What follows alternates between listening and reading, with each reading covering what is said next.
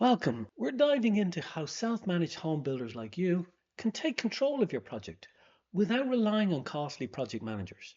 No experience required.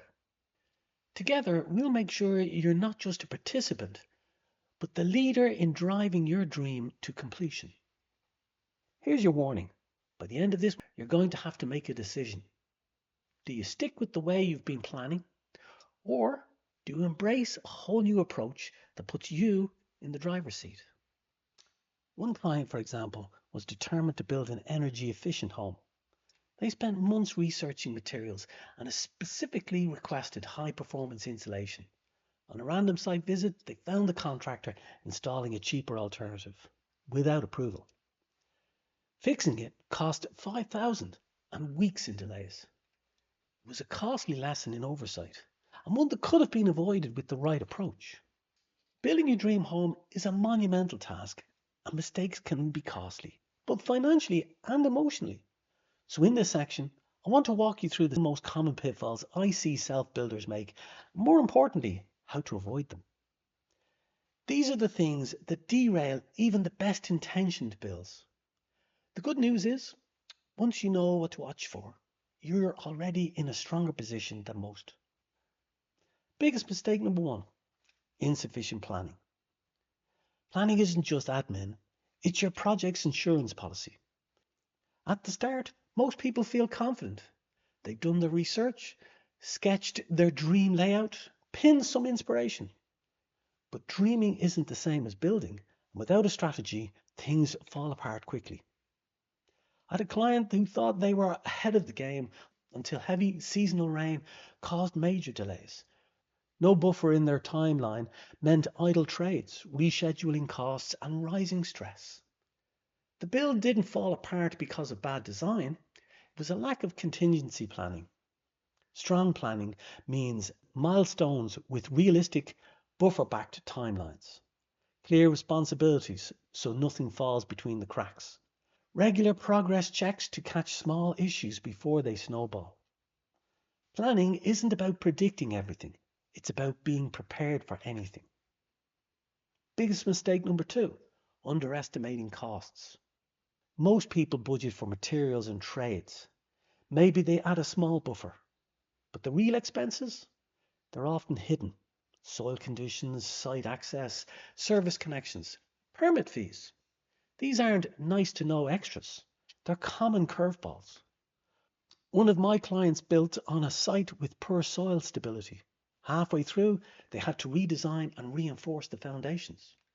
It cost thousands they hadn't planned for and meant cutting back on finishes they cared deeply about. Budgeting isn't about guessing right, it's about building in resilience.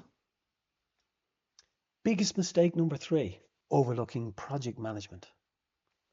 Your home won't manage itself, and neither will your builder. This is where many fall into a dangerous assumption. I've hired a project manager, so I'm covered. But I've seen homeowners pay tens of thousands for professional project managers and still end up with chaos. Decisions were made without them. Quality suffered, and the original vision slowly faded in favor of speed or convenience. Why? Because project managers manage. They rely heavily on their own experience, which is not in line with your vision. They deal with things as they arise and don't hold a strategic system front and center, a roadmap that looks at every aspect and how each integrates with the overall build. Here's how to stay in control without doing it all yourself. Use a clear roadmap to coordinate every stage. Hold weekly check-ins to keep your progress on track. Set expectations with trades and document key decisions. Track milestones, not every small task. You don't have to do it alone, but you do need to stay in the driver's seat. The truth is, most people walk straight into these without realizing. But now you know what to look out for, you're already ahead of the curve. So here's the next step. Avoiding mistakes is good, but it's not enough. To truly stay on track, protect your budget, and bring your dream home to life, you need a plan. A system that tells you what to do, when to do it, and how to stay in control every step of the way. Not a basic checklist, not a recycled plan pulled off the internet. but a tailored strategic roadmap designed to map out every major decision, risk, and timeline consideration before the first brick was even laid. This isn't a luxury, it's the only way to keep your build on track. I had a client who chose a builder based purely on price. Within weeks, the relationship broke down. Corners were cut, communication was poor, changes were made without approval. The job got done, but at the cost of trust, budget, and peace of mind.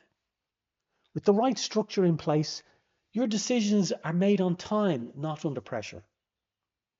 Your trades work to a clear plan without constant oversight.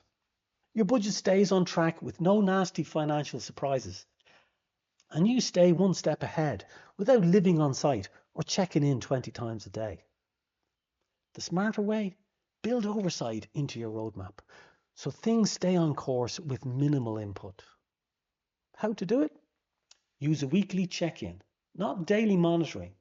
A simple 30-minute review once a week is enough to assess progress, check milestone alignment, and prevent issues from snowballing. Coordinate trades up front. Schedule each trade's start date, dependencies, and material delivery in advance. Assign a lead on site, a foreman or main contractor, to manage day-to-day activity so you're checking outcomes, not directing workflows. With this structure, your roadmap handles the coordination so you don't have to. Right now, you're standing at a crossroads. One path leads to the traditional approach, relying on a project manager, dealing with delays and miscommunications, and handing over 50 to 25% of your budget for decisions you could make yourself. The other path, empowerment. The choice is simple. Take control with a clear roadmap, and you'll build a home that's truly yours, on budget, on time, without unnecessary stress.